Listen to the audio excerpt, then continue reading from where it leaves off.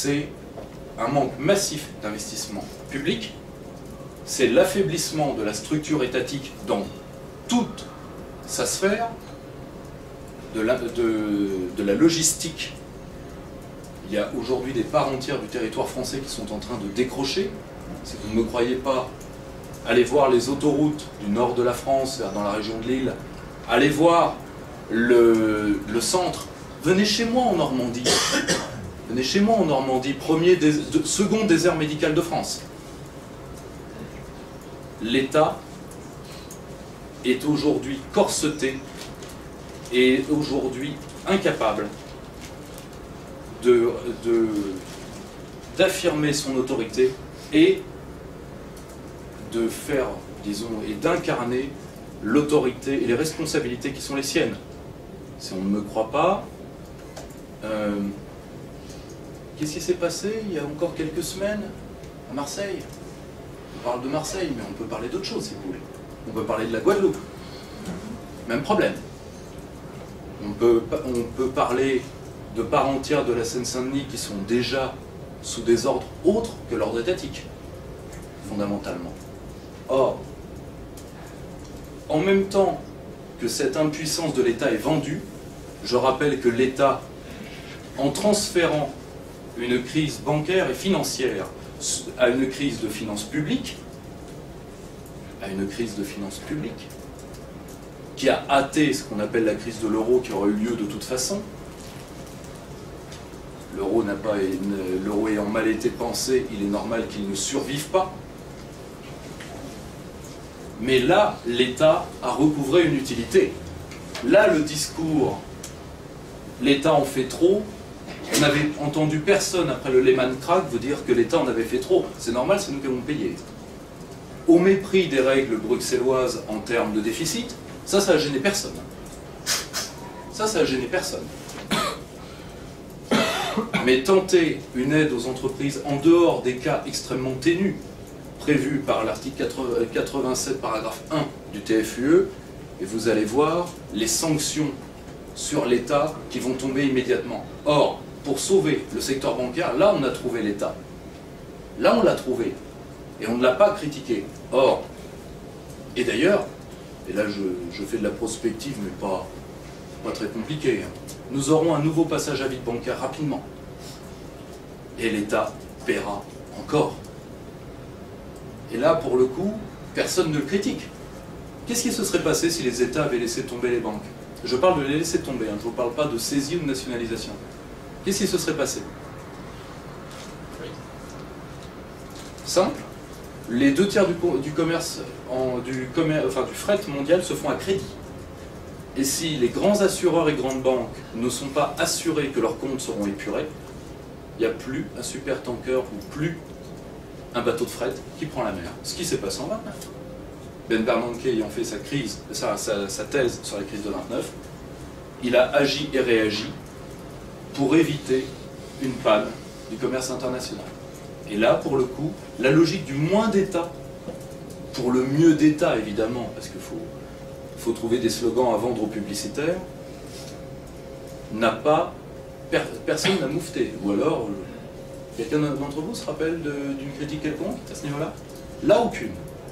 Or, il est grand temps d'élargir le constat que j'avais pu faire avec le soutien de mon équipe sur les incidences de l'abandon du pouvoir monétaire et nécessairement du pouvoir budgétaire. Quand la monnaie part, le budget part. C'est normal. Que nous avons traité à travers l'enquête sur la loi dite du 3 janvier 1973, qui était une porte d'entrée assez commode, pour voir comment on a décidé sciemment d'éliminer petit à petit, d'euthanasier, dirons-nous, certains emploient le terme de démanteler, c'est-à-dire de retirer les remparts qui entourent un édifice, l'État français. Juste un point, une petite habitude, petite pédanterie, vous m'en excuserez. On va juste définir un peu le terme et commencer par une citation, si ça ne vous dérange pas. Paul Valéry, vous la connaissez, elle est classique. Si l'État est fort, il nous écrase. S'il est faible, nous périssons. Or, il y aurait, et d'ailleurs peut-être sont-ils là embusqués, 3 ou 4 juristes dans cette salle, nous pourrions passer 3 heures à nous disputer sur la définition de l'État. Je vous en propose une qui vaut ce qu'elle vaut. L'État est l'organe incarné de la survie collective,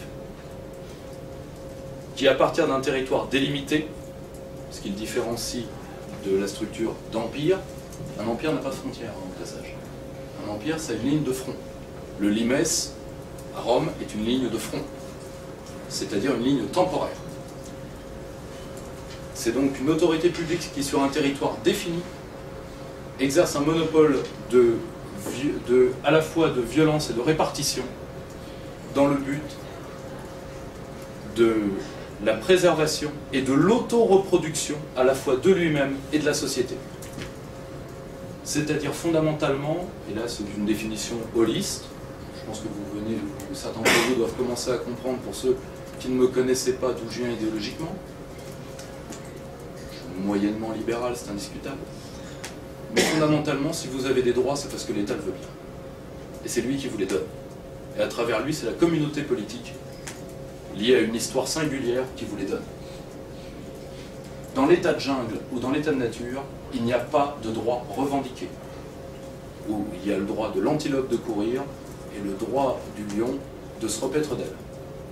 Là, la logique des droits s'arrête très vite, pour le coup. Et dans une société sans État, les droits des faibles s'arrêtent très vite, également. Or, comment, plan simple, comment a-t-on détruit l'État français et qui veut, c'est le thème de cette conférence, qui veut la peau de l'État français?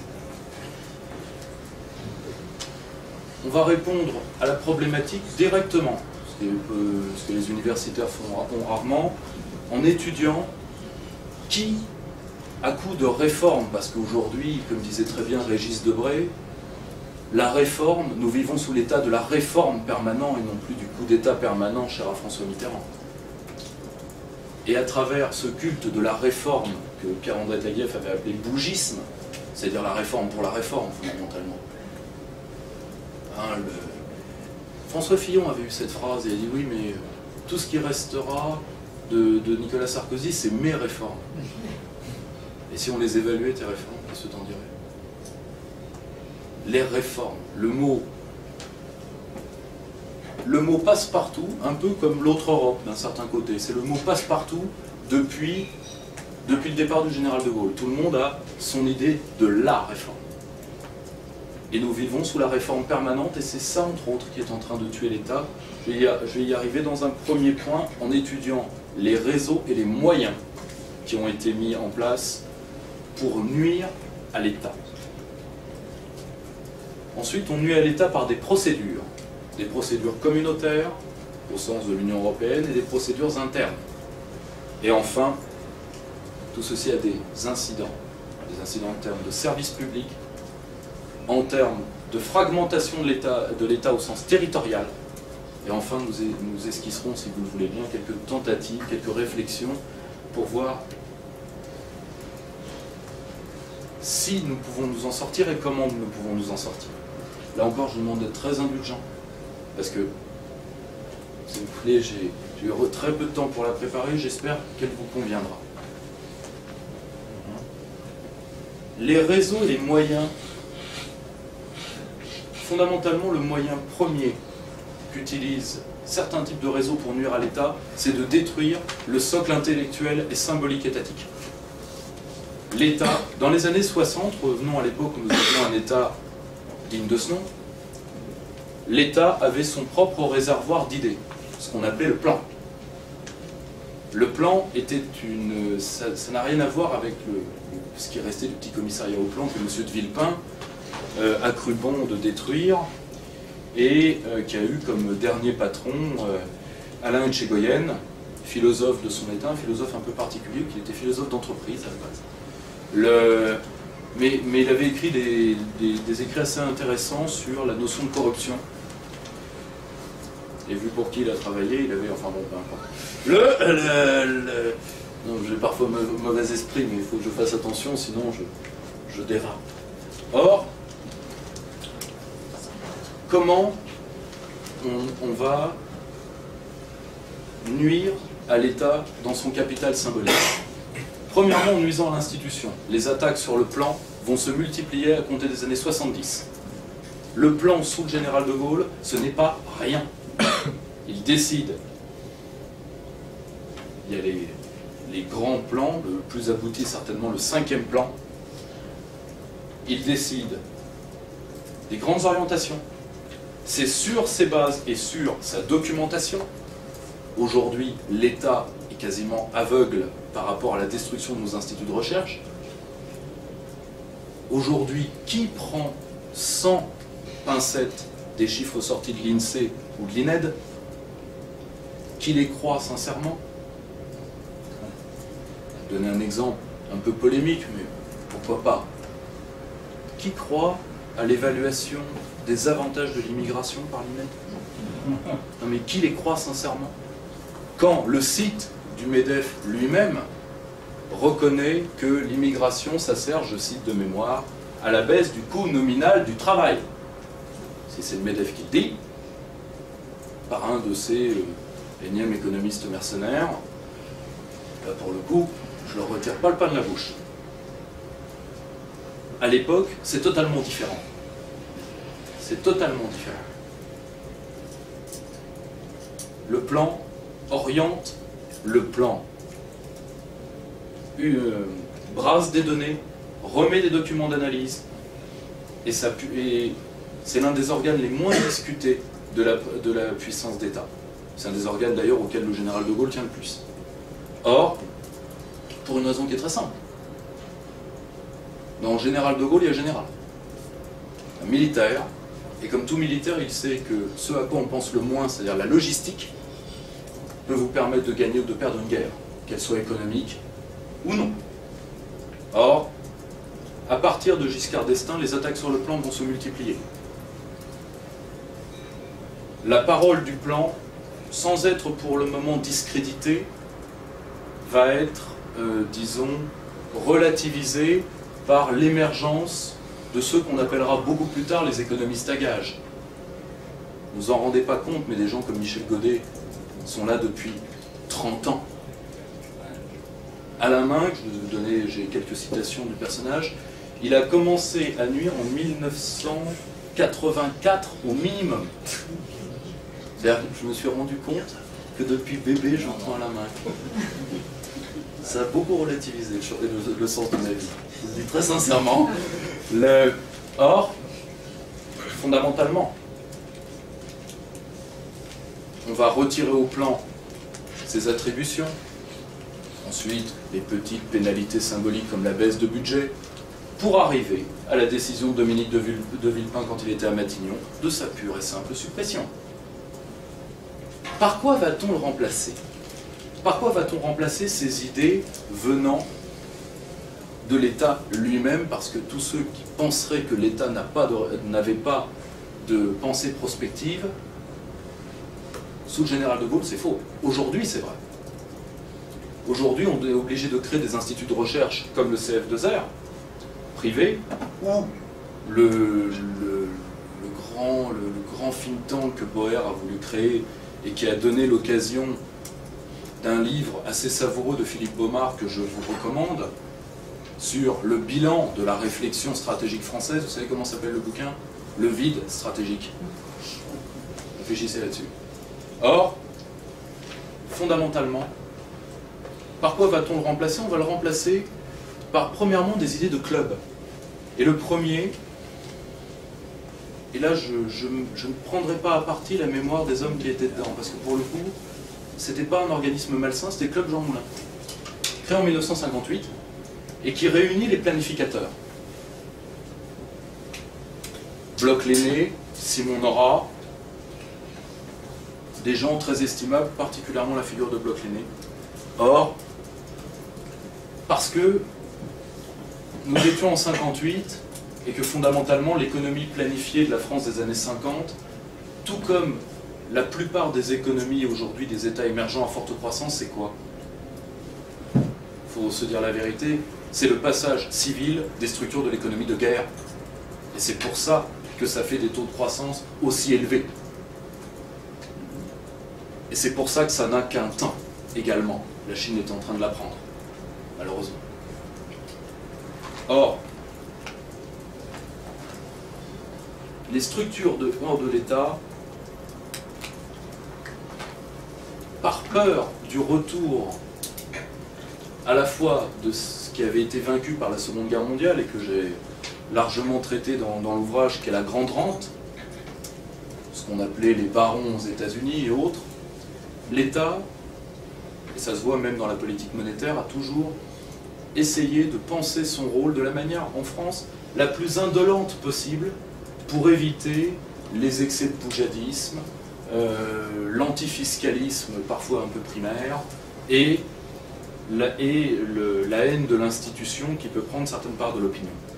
Et c'est pour ça que ces entreprises n'ont pas été mal vues jusqu'au départ du général de Gaulle. Et là arrive une autre génération sur laquelle je vais m'appesantir un petit peu. On va la diviser en deux, si vous voulez. Ceux qui vont détruire la culture de l'État à gauche et ceux qui vont la détruire à droite. Même si je connais certaines personnes qui en ont fait partie, je vais commencer par la droite parce que ça va aller assez rapidement. Les principaux think tanks, fondamentalement, le libéralisme arrive par la gauche, ce qui est normal par rapport à son histoire en termes d'histoire des idées. Mais ceux qui vont tenter de nuire à la figure étatique à droite, c'est principalement les hommes du Club de l'Horloge. Principalement. Et une figure, qui est celle d'Yvan Blot, qui va inspirer le programme du RPR des années 80 dans le sens de la désétatisation. C'est l'époque où la surenchère libérale se fait entre le RPR et Jean-Marie Le Pen, qui était à cette époque-là réganien. Ce qui, pour un homme du centre-droit de la 4ème République, est tout à fait normal. Qui a fait carrière, je rappelle, chez Poujade. Donc c'est normal. C'est une évolution logique. Mais ce n'est pas eux qui vont avoir la main sur les réformes. Ceux qui vont avoir la main sur les réformes, c'est la deuxième gauche. La deuxième gauche, entre autres, mais ce n'est pas la première génération. La deuxième gauche, qu'est-ce que c'est? C'est l'alliance des démocrates chrétiens, ou aussi appelés chrétiens de gauche, qui allie à la fois une incompréhension de la notion d'État, voire même une certaine haine de l'État qui se trouve dans certains écrits des pères de l'Église. La théorie du droit et de l'État chez saint Thomas d'Aquin est quelque chose d'assez particulier. Et de l'autre côté, de bons progressistes, pour la plupart sortis du gauchisme, et qui veulent évidemment arriver aux affaires. C'est la génération 68. Cette génération qu'on appelle la gauche antitotalitaire. Or, antitotalitaire, revenons une minute sur ces gens-là. Vous en connaissez certains, VHL, Glucksmann et les Blancs. Or, ces gens-là, quelle est leur pensée profonde? Leur pensée, c'est que tout pouvoir politique conduit à la contrainte, qui conduit au goulag. Si vous voulez une preuve de ça, je vous recommande l'ouvrage d'André Glucksmann, La cuisinière et le mangeur d'œufs, qui l'explique très bien. Or, cette génération de jeunes gens bien nés, bien diplômés, qui arrivent dans l'ombre de deux hommes qui sont Maurice Clavel et Michel Foucault. Maurice Clavel n'en est pas comptable. Maurice Clavel, c'était un maurassien de gauche. Alors on a toutes les idiosyncrasies qu'on veut. Et il a pensé que pour nuire à l'Union soviétique, il fallait utiliser ces gens-là. Mais ce n'est pas l'Union soviétique, la cible. C'est l'existence du fait politique lui-même, au nom de l'antitotalitarisme. Et c'est pour ça que ces gens-là vont se retrouver très clairement dans une logique de marché. Nécessairement. Parce que si le pouvoir politique conduit à la contrainte, l'absence de pouvoir politique conduit à la liberté. Et bien alors le marché, c'est la liberté. C'est pour ça, par exemple, que beaucoup de ces gens-là vous disent, et je pense à raison, qu'ils ont été honnêtes tout le long de leur démarche.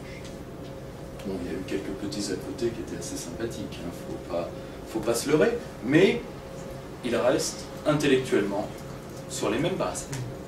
Or, l'alliance des deux va donner ce qu'on appelle la CFTC, la CFDT, la deuxième gauche. Et la deuxième gauche va nous donner des hommes comme Jacques Delors, va nous donner également des think tanks, et le plus influent d'entre eux, qui naît en 82, sera la Fondation Saint-Simon. La Fondation Saint-Simon, c'est l'alliance d'hommes qu'on n'aurait peut-être pas cru pouvoir s'entendre, mais qui communient dans à la fois